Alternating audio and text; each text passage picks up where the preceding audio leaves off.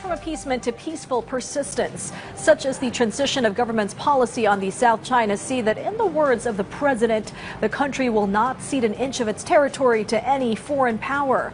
And after the president began walking the talk and engaging with allies with shared interests in the West Philippine Sea, China is beginning to listen to the Philippines' claims as Deputy Foreign Minister Sun Weidong is in dialogue with his Filipina counterpart. That our Bea Bernardo sums up in this story. Both the Philippines and China stressed that the problem in the South China Sea should be resolved through diplomatic means. This was discussed during the 7th bilateral consultation mechanism led by DFA Undersecretary for Bilateral Relations and ASEAN Affairs Maria Teresa Lazaro and Chinese Vice Foreign Ministry Sun Weidong. Lazaro stressed maritime issues do not comprise the overall relationship between China and the Philippines, but this is still considered a serious concern by the Filipino people.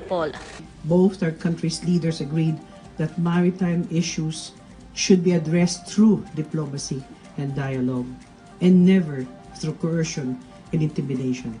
This was echoed by China. According to Sun, the maritime problem in the South China Sea is an important part of the relationship between China and the Philippines that should not be ignored. He insisted strengthening cooperation and trust between the two countries is the right path to develop bilateral relationship.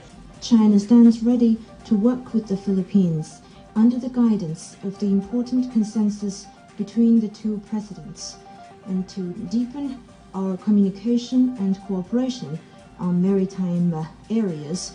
The VCM was established in 2016 following the state visit of former President Rodrigo Duterte in China. This allowed China and the Philippines to have a platform to peacefully discuss the issues concerning the South China Sea.